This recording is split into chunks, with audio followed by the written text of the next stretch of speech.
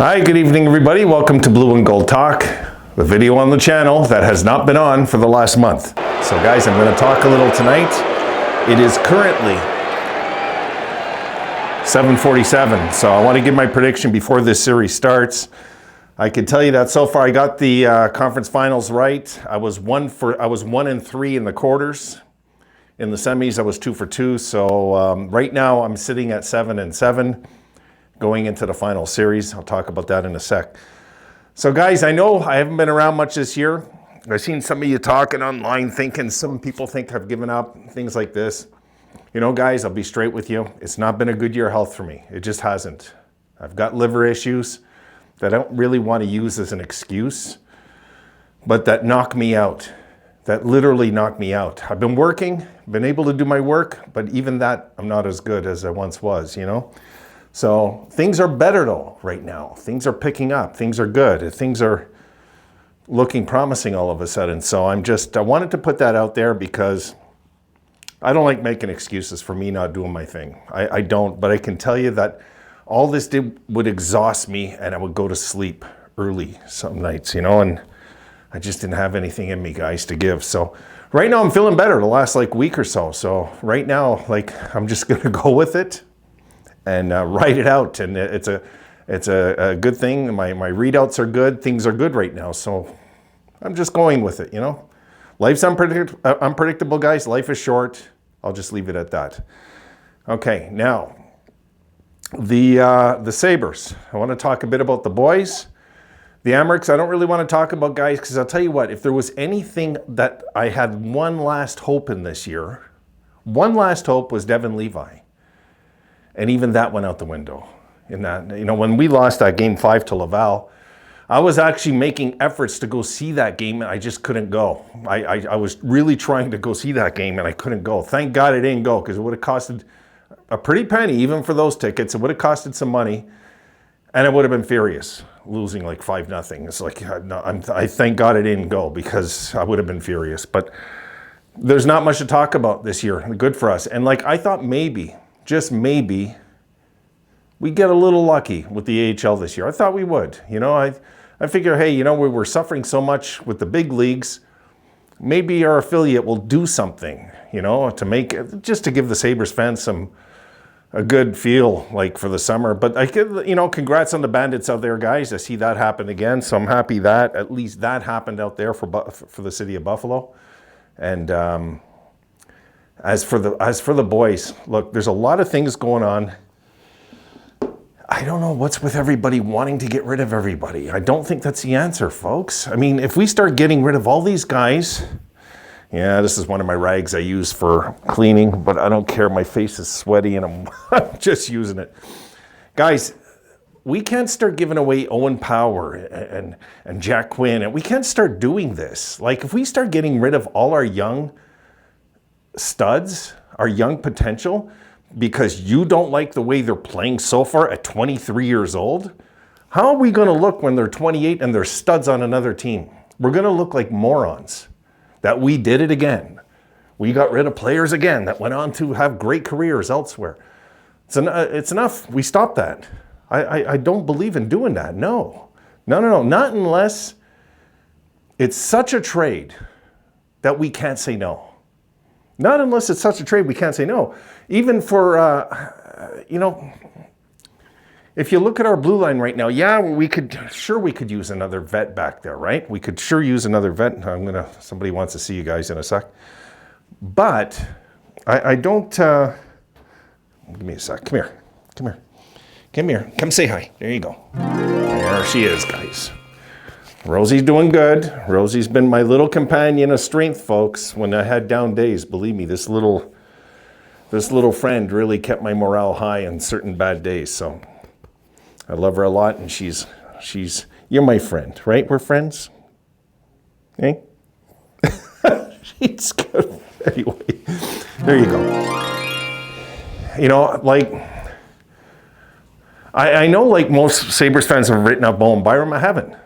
No, not until it's done. Because I think we can, you know, if we're going to offer somebody else crazy money, why not let it be Bowen Byram? He's a perfect age. He fits right in here. And the more studs we have on the blue line, the more chance it is we're going to be able to get one big beast that maybe will sign here as a free agent. Who knows? Another thing, this is the youngest team in the league. I think people keep forgetting that. It's the youngest team in hockey. We're supposed to be bad. I hate to say it that way. But folks, we're supposed to be bad. If you're the youngest team in the league, you're not supposed to be a contender yet. You're supposed to be growing. And that's Adam's fault, okay? That's Adam's fault. Not getting enough veterans on this team when we need them. And last year, for me, was the perfect year to get 3 guys in their 30s on this team. And he just won't do it. I don't think he'll do it even in the off season. I don't know. The guy, I don't know. I don't know what to say about that, but we definitely need some veterans on this team if we're going to have any hope next year of having a fun season. We need some leaders. We need guys like Bennett. We need guys like that on this team. We need those type of characters in our dressing room. You know, people hate Marchand. We need guys like that, believe it or not. Marchand, though, what is he, like 37 now? You know, he's somewhere in that ballpark, right? So it's like, you know, but I mean, there's other guys in the league you can get like that. Look at what Bennett turned into when he went over there. So culture is everything that way. It is. And I don't think the Sabres suffer from a losing culture. I think they suffer from management that just won't go and get the proper pieces to help them out. How many times do we see the kids look really good in a game, and then the games where they look bad, we could sure use some leadership on the bench and in the dressing room, right? That's the way I see it. Anyway, let me get back to the Sabres in a sec, guys. I want to talk about the Stanley Cup Finals. What time is it? 7:53. So, the Oilers and the Panthers are in a rematch. I don't think many of us are shocked, eh? Even though they both finished third in their division. Are you really shocked? I'm not really shocked this is happening. Not really. I really did think, though, this year, I have to admit, I thought Edmonton would lose in the first round this year. I just did. And they almost did. I thought they would, too. I didn't expect this turnaround. Now the Oiler fans are so overconfident, folks. It's like on another galaxy where they're at with thinking they got a Stanley Cup locked. And it doesn't work that way. It just doesn't. And I'm looking at this, and you know what, I'm thinking about it, and all year I've been saying it's going to be Florida that wins the Stanley Cup. I pretty much, from day one this year, believed it was going to be Florida that's going to repeat.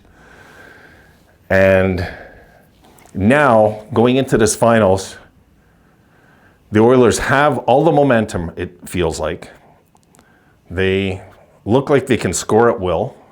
But Florida's looked that way too. But Florida, since last year's finals, are 4-5 in closeout games, which concerns me. That's something that concerns me. But coming into this series, they're 8-2 on the road. They're only 4-3 at home. So starting on the road is not a bad thing for the Panthers, I believe, going into the series. It's not because of the 8-2 thing only. It's just because they're the champions. And champions seem to have a way of being fearless on the road. And I think that won't hurt them at all, really, going into this. So, you know, you got the Oilers, McDavid's rolling. It looks like, and Draisaitl, and it just looks like the team's rolling, right? Coming in. Kane was, I think, the spark, though, that started it. And there's a side of me that wants to see Jeff Skinner have a little luck in the playoffs. But if they're not going to play him, I hope they lose 4 straight. I mean, honestly, for the only thing that I'm concerned with the Oilers, I want to see Jeff Skinner in the playoffs. You know, I do want to see that. And then if I look at the Panthers, I think Maurice is making a mistake talking about this handshake thing. I think he should shut up and leave that alone. You know, he can talk about that after the playoffs. During, going up to Brindamore and saying, is it okay if you don't shake hands with them? I'd rather we don't shake. You know, like, don't do these things. Maurice, like, sometimes makes boneheaded calls that way. And, like, he's a good coach. There's no doubt he's a good coach. He's been around forever. I just think that was stupid. You know, like the timing is just dumb. It's a distraction. But this is such a mature team, guys, that it's hard to distract a team like this, really. It's hard to get a team under their skin like this. So I look at, you know, the blue line. I've got to favor Florida going into this.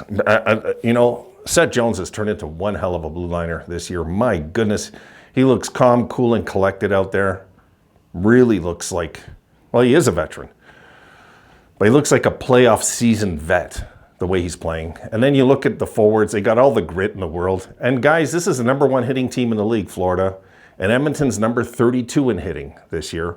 But Edmonton's proof that in the playoffs, you can take that stat, throw it out the window, and become a fierce hitting team in the playoffs, because Edmonton has been. They've been really physical in this playoff as well. But I think they knew that anyway going in because of last year's playoffs. They know. So there's a lot of things I can break down. I'd rather not do that. You guys are about to watch the game right now anyway. And I want to go see, the whole build-up and everything.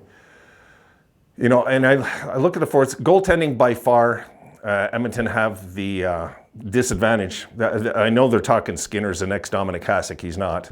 And Bobrovsky, we know what he can do in the playoffs. So it's going to be so tight, guys. It's going to go to Game 7. This is what I believe, and I said it last year, and I was this close to being right. Game 7 in overtime in Edmonton's going to go to Game 7 in overtime, and the winning goal is going to be scored by Tkachuk.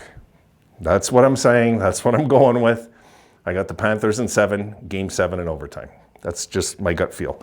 So, guys, I'm going to leave it there. Okay, I want to talk to you a bit about. Talked about a few things. The health scare this year was. It is what it is. It is what it is. I mean, look, I'm in my 60s. I'm not like sitting here hiding in the house in the dark saying, "Oh my God," it's not one of those things. But it's just some days, guys, I just can't even. I can't even get up and get out of.